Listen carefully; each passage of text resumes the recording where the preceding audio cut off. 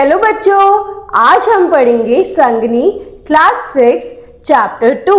आज के चैप्टर का नाम है कश्मीरी सेब। हम एक कहानी पढ़ेंगे। बाजार से कुछ भी खरीदते समय सतर्क रहना बेहद जरूरी है।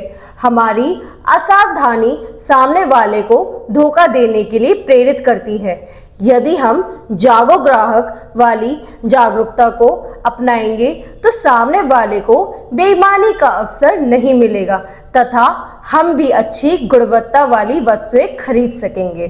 तो यहाँ पर हम यहाँ पे जो लेखक है वो क्या बता रहे हैं, जब बच्चों हम कभी भी बाजार जाए कोई चीज खरीदने तो हमें हमेशा वो जो चीज है बहुत ही ध्यान से खरीदनी चाहिए। बिल्कुल देख के खरीदनी चाहिए, वो सही है, खराब है, कटा हुआ है, साबुत है, कैसा है। क्यों? क्योंकि हमारी जो असावधानी है, अगर हम नहीं देखेंगे ध्यान से, हम ध्यान नहीं देंगे, सामने वाला हमारे साथ धोखा कर सकता है, सामने वाला हमारे साथ गलत कर सकता है। और तो और अगर हम ध्यान रखेंगे तो हमारे लिए भी फायदा है, क्योंकि अगर जब हम किसी चीज पे ध्यान देते हैं तो हम एक अच्छी चीज खरीदते हैं। और तो और जो हम उसकी जो गुणवत्ता है उस वस्तु की वो भी ध्यान दे सकते हैं। ठीक है बच्चों, आगे पढ़ते हैं इसको। कल शाम को चौक में 2-4 जरूरी चीजें खरीदने लगा था। पंजाबी मेवाश रोशों की दुकानें रास्ते में ही पड़ती हैं। एक दुकान पर बहुत अच्छे रंगदार गुलाबी सेब सजे हुए नजर आए। मैं जी ललचा उठा। आजकल शिक्षित समाज में विटामिन और प्रोटीन के शब्दों पर विचार करने की प्रवृत्ति हो गई है। टमाटर को पहले कोई मुफ्त में भी ना पूछता था, अब टमाटर भोजन का आवश्यक अंग बन गया है। तो अब हमने क्या पढ़ा, एक बार क्या हुआ, एक इंसान बाजार में घूम रहा था, उसको बाजार में से 2-4 चीजें खरीदनी थी। वहां पे उसे याद आया कि रास्ते में एक पंजाबी मेवाशों की दुकान पड़ती है और वो दुकान बहुत ही अच्छे रंगदार गुलाबी सेब, वहां पे एक दुकान पे बहुत ही बड़े रंगदार बढ़िया गुलाबी सेब सजे हुए नजर आए। अब उसे देख के इनका जी ललचा गया, बट उन्होंने मन में सोचा आजकल मिनरल्स, विटामिन, प्रोटीन इन सब पहले तो बिल्कुल नहीं था, बट आजकल बहुत ज्यादा लोगों को रुचि हो गई है। पहले तो कोई टमाटर मुफ्त में भी नहीं लेता था, लेकिन अब हर चीज में टमाटर की आवश्यकता है। और तो और धीरे धीरे करके वह चीजें आगे देखने लगा। गाजर भी पहले गरीबों के पेट भरने की चीज थी। अमीर लोग तो बस उसका हलवा ही खाते थे, मगर अब पता चला कि गाजर में भी बहुत विटामिन है, इसलिए गाजर को भी और मेजों पे स्थान मिलने लगा है। और सेब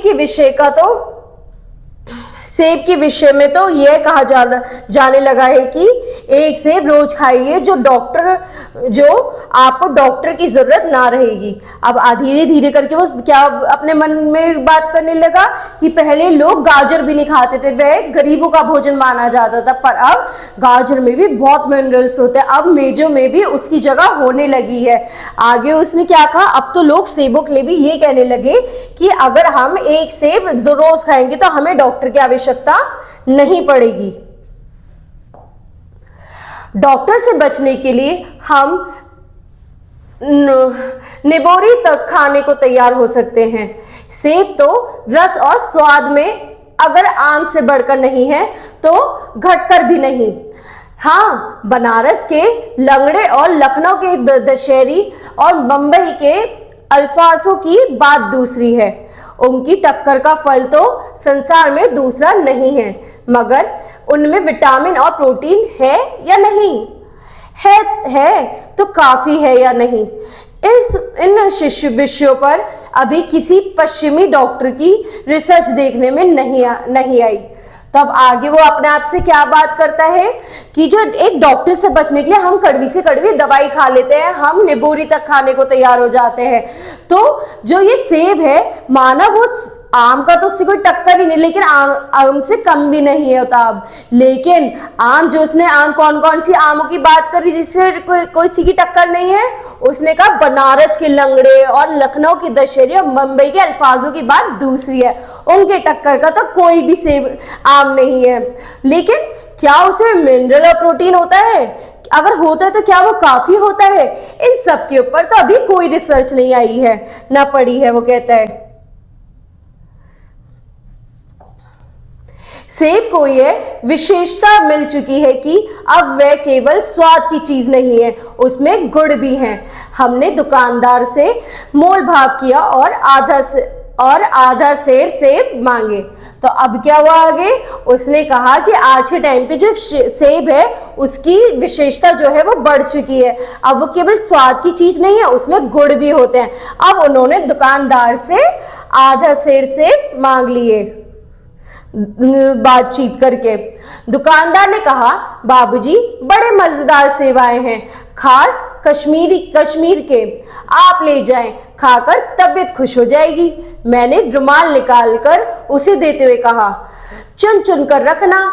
दुकानदार ने तराजू उठाई और अपने नौकर से बोला, आधा सेर कश्मीरी सेब निकाल ला, चुनकर लाना। तो आगे क्या हुआ बच्चों? अब वो दुकानदार से कहा कि बाबूजी बढ़िया से सेब देना। वो रुमाल निकाल के कहते हैं बिल्कुल बढ़िया करके सेब देना। तो वो भी अपने जो वहां पे उसका दुकानदार ने जो रख रखा एक आदमी, वो उससे कहते जा बढ़िया से आधा से सेब लिया और बढ़िया से चुनकर लाना।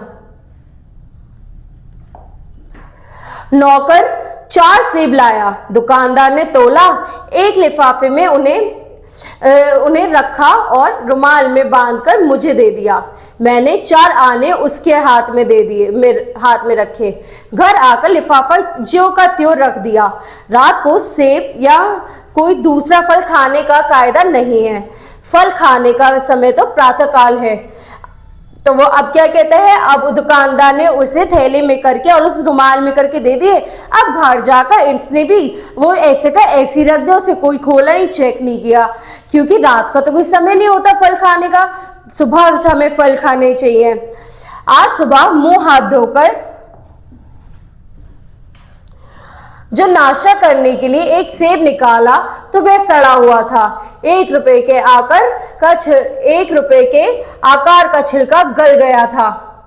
समझा रात को दुकानदार ने देखा ना होगा। दूसरा निकाला मगर वह आधा सड़ा हुआ था। वह संदेह हुआ दुकानदार ने मुझे धोखा तो नहीं दिया है।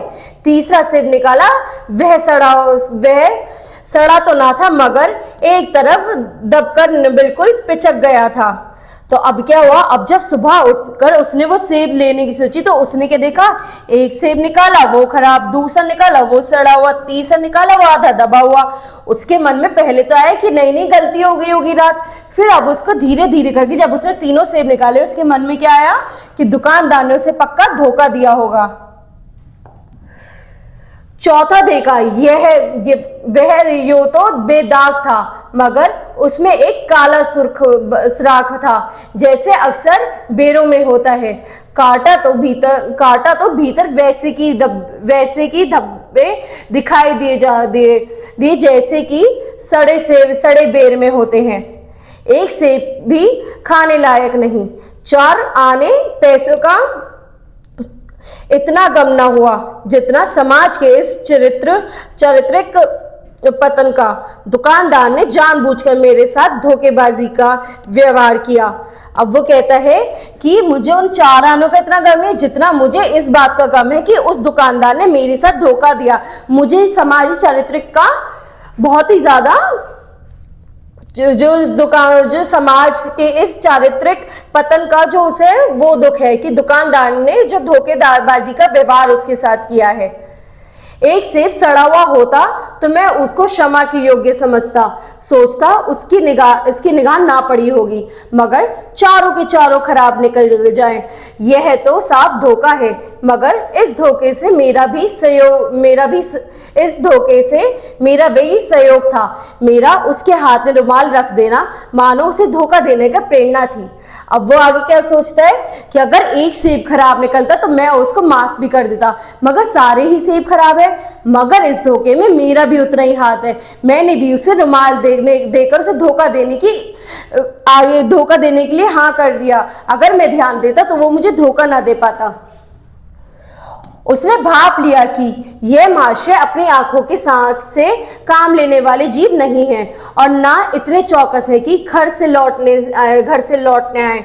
आदमी बेईमानी तभी करता है जब उसे अवसर मिलता है। बेईमानी का अवसर देना, चाहे वह आपने ढीलेपन से हो या सहज विश्वास से, बेईमानी में सहयोग देना है। तो वो कहता है कि वह भी दुकानदार जब हम ऐसे काम करते हैं तो उसे भी ये पता चल जाता है कि ये जो महाशय हैं इनको कोई लेना देना नहीं, अपनी आंखों से कुछ नहीं देखेंगे और शायद ही घर से वापस भी नहीं लौटेंगे। तो वह उसे बेईमानी का अवसर मिल गया। अब हम इसी तरीके से दूसरे को अपना बेईमानी का अवसर देते हैं जब हम उस पर ध्यान नहीं देते। पढ़े लिखे बाबू और कर्मचारियों पर तो अब कोई विश्वास नहीं करता। किसी थाने, कचहरी या म्यूनिसिपलिटी में चले जाइए, आपकी ऐसी दुर्गति होगी कि आप बड़ी से बड़ी हानि उठाकर भी उधर न जाएंगे। तो कहते हैं कि आज का टाइम इतना ज्यादा बुरा हो गया कि जो पढ़े लिखे कर्मचारी हैं उन पर तो विश्वास करना ही नहीं चाहिए। आप किसी भी थाने, कचहरी, कहीं भी चले जाओ, लोग आपका पागल बना देते हैं, आपको बिल्कुल परेशान, दुर्गति बना देते हैं आपकी। आप कितनी भी बड़ी से बड़ी हानि ले जाओ, आपकी दुर्गति ही बननी है। व्यापारियों की साख अभी तक बनी हुई थी। यो तोल में चाहे छटाक आधा छटाक कम कर ले, लेकिन आप उन्हें 5 की जगह भूल से 10 का नोट दे आते थे तो आपको घबराने की कोई जरूरत ना थी, आपके रुपए सुरक्षित थे। मुझे याद है एक बार मैंने मुहर्रम के मेले में एक खोमचे वाले से 1 पैसे की रेवड़ी ली थी और पैसे की जगह 98 दे आया था। घर आकर जब अपनी भूल मालूम हुई तो खोमचे वाले के पास दौड़ गया। आशा नहीं थी कि वह 98 लौटाएगा, लेकिन उसने प्रसन्नचित्त भाव से 98 लौटा दी और उल्टे मुझसे क्षमा मांगी। यहाँ कश्मीर सेब के नाम से जो सड़े हुए सेब बेचे जाते हैं। मुझे आशा है पाठक बाजार में जाकर मेरी तरह आंखें बंद ना कर लिया करें, नहीं तो उन्हें भी कश्मीरी सेब ही मिलेंगे।